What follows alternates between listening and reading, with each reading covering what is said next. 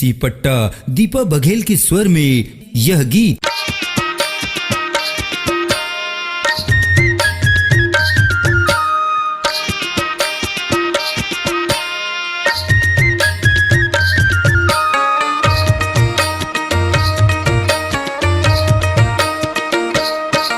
ये 16 के उम्र में चेहरा सजे हाय, नहीं नहीं शंकर बेजीर लगे हाय। 16 के उम्र में चेहरा सजे हाय, नहीं नहीं शंकर बेजीर लगे हाय। नानी कुन कुआं मां पचरी लागे हाय, नहीं नहीं काहू राम जबरी लागे हाय रे। नानी कुन कुआं मां पचरी लागे हाय, नहीं नहीं काहू राम जबरी लागे हाय रे। जीर लगे है कि माया लगे हाय, हरे हाय। जीर लगे है कि माया लगे हाय। नानी कुन कुआं मां पचरी लागे हाय, नहीं नहीं काहू राम जबरी लागे हाय रे। 16 के उम्र में चेहरा सजे हाय, नहीं नहीं शंकर बेजीर लगे हाय।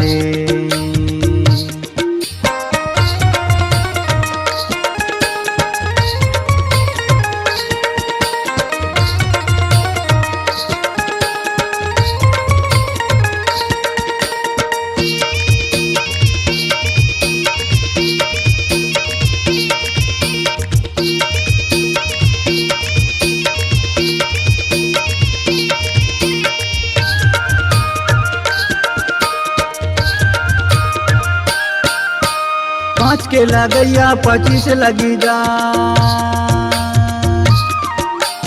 5 के लगैया 25 लगी जाए। तोला लेके बिना नहीं छोड़ा पुलिस लगी जाए, नहीं नहीं शंकर बेजीर लगे हाय। नानी कुन कुआं मां पचरी लागे हाय, नहीं नहीं काहू राम जबरी लागे हाय रे। नानी कुन कुआं मां पचरी लागे हाय, नहीं नहीं काहू राम जबरी लागे हाय रे। ये 16 के उम्र में चेहरा सजे हाय, नहीं नहीं शंकर बेजीर लगे हाय।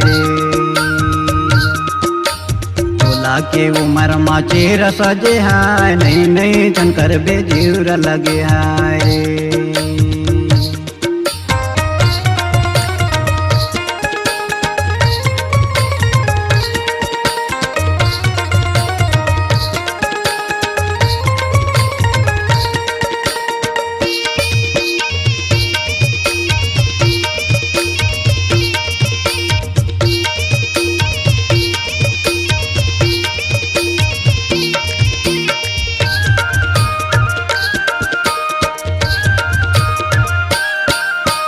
नावारे धोती किनारे नहीं आ,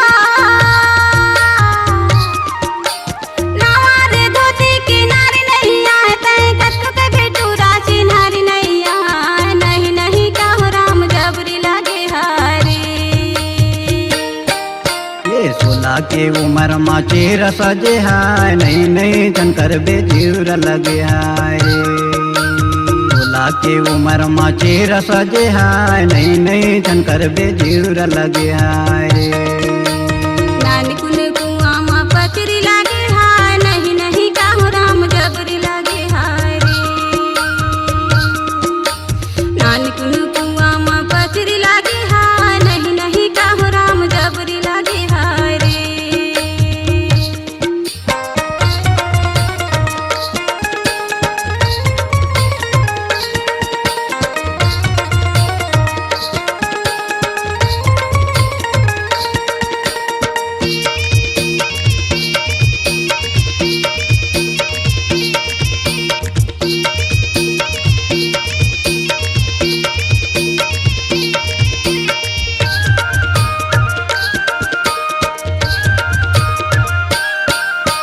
कौन सा क्षमा गड़े है भगवान, कौन सा क्षमा गड़े है भगवान। तुला छोड़ नहीं रूपवती भले जाही जान, नहीं नहीं शंकर बेजीर लगे हाय रे। नानी कुन कुआं मां पचरी लागे हाय, नहीं नहीं काहू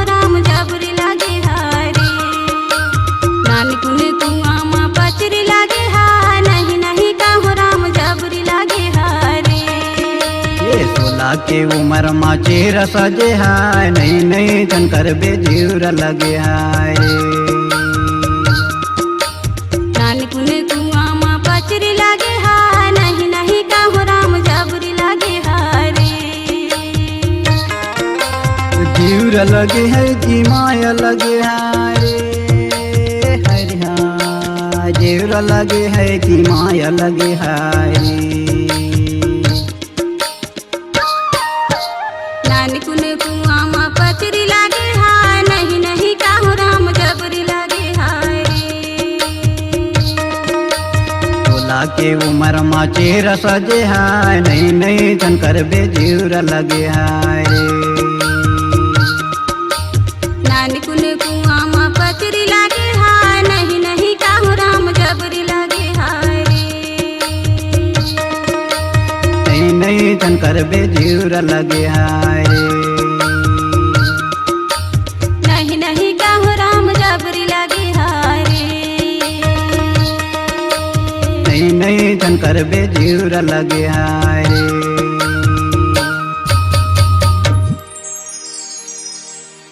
अपनी आवाज को दीजिए एक नया मुकाम।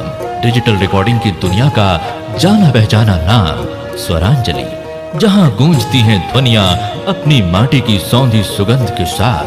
छत्तीसगढ़ी संगीत के विविध रंग जो पहुंचाते हैं पूरे प्रदेश में डिजिटल रिकॉर्डिंग के संग। स्वरांजलि स्टूडियो नेमीचंद गली नंबर 2 गंजपारा रायपुर।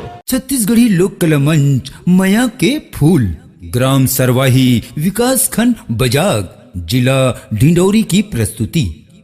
गायक नेमसी पट्टा, गायिका दीपा बघेल, विशेष सहयोग सुरेंद्र धुर्वे।